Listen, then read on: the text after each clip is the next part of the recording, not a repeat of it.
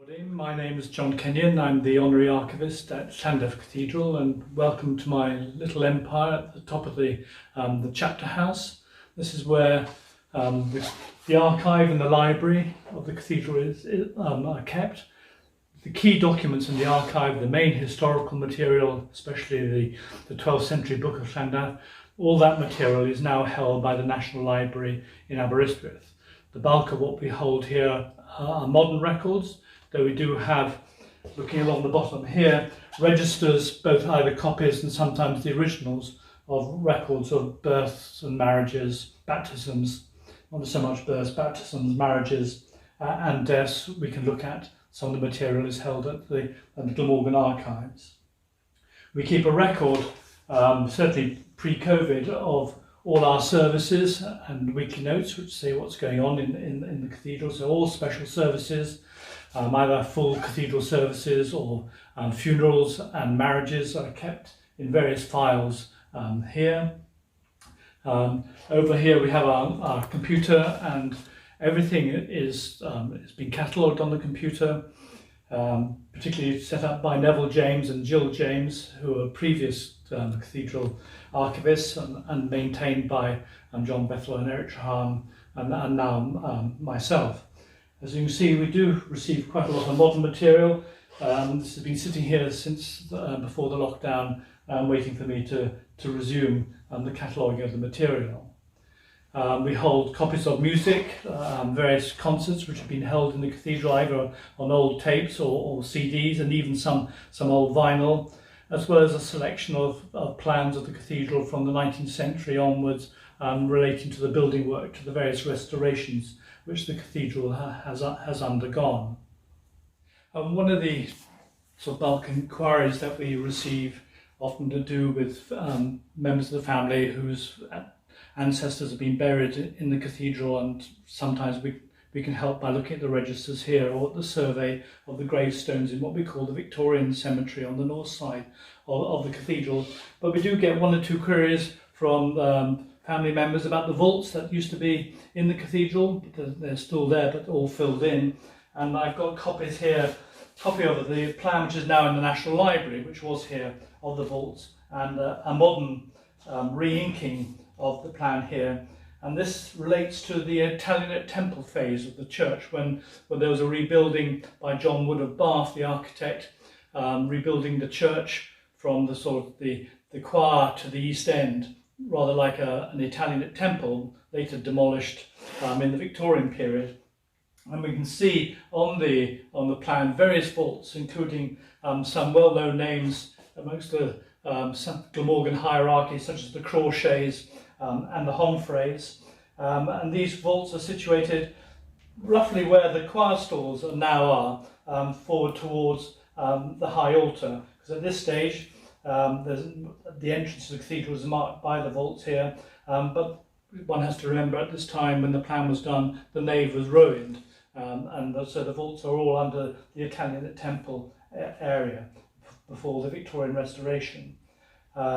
These were all infilled, we believe, by George Pace, the cathedral architect, who was responsible for the post-war, Second World War restoration of the cathedral, which I'll come back to in a minute. All the vaults were infilled by rubble from the cathedral. We presume broken glass from some of the stained glass windows which had not been removed for safekeeping, which were blown out in 1941, and various other items, memorials, seem to have been used to fill in the vaults to stabilise the cathedral after the 1941 devastation of the nave and the choir area. Well, I mentioned when I was talking about the vaults, John Wood's temple, and there's a picture in the book here of the Italian church occupying the east end, with the west end of the cathedral ruined. A copy of the picture below of the church and before Wood's temple was built. And of course all this was swept away, or the Jasper Tower, rebuilt or refurbished in part of the Victorian restoration of the 1850s, 1860s.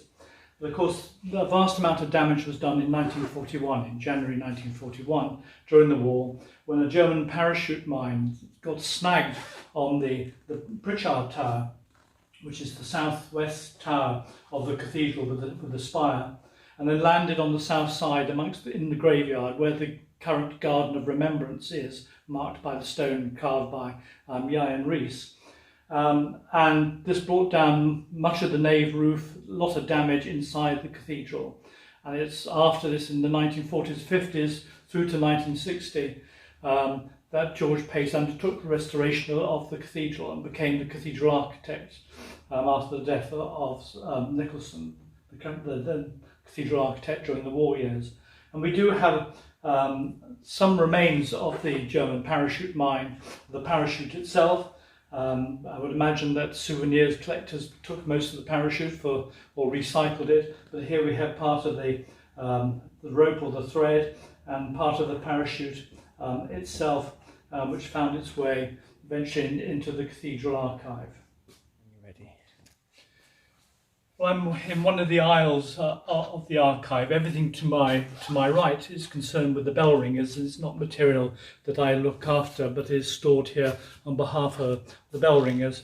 But on the left here, you can see an example of the business archives we hold at the cathedral. A lot of it in folders, all numbered and catalogued on the computer catalogue. We add to it as the weeks go by. So there's materials such as the general accounts, the works of the building fabric committee, anything to do with the lighting alarm system. There's a file here regarding the Jasper Tower refurbishment in 1996.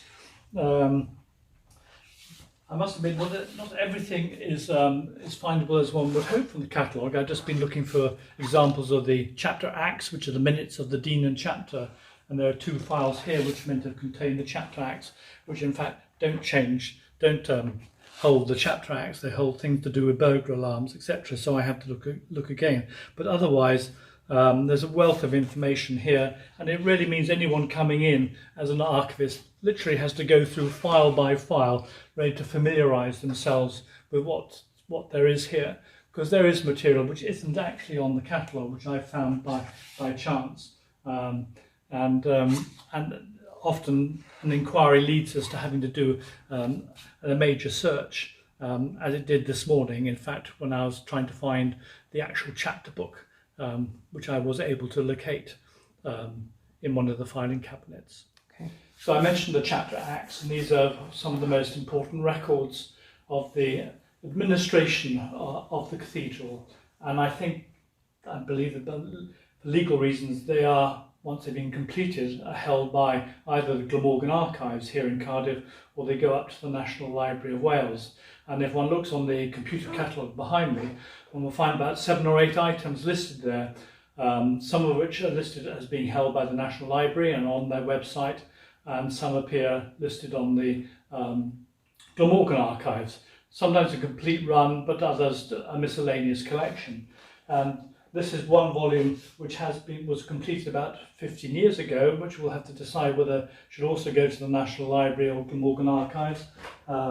This is the chapter act books dating from 1965 to 2005, in the handwriting of the chapter clerks, including Sir Norman Lloyd Edwards, who was chapter clerk from I think 1970 to 95. And so these are all handwritten minutes of the dean and chapter of the cathedral. The chapter book for post 2005, I presume, is held somewhere in the cathedral office at the moment. As part of the 9th centenary of Llandaff Cathedral, the foundation of the Norman church is taken to be 1120, and the building of this Norman arch above me here, we borrowed some cases kindly lent by the National Museum of Wales to display some of the material from the archive on the history of the cathedral.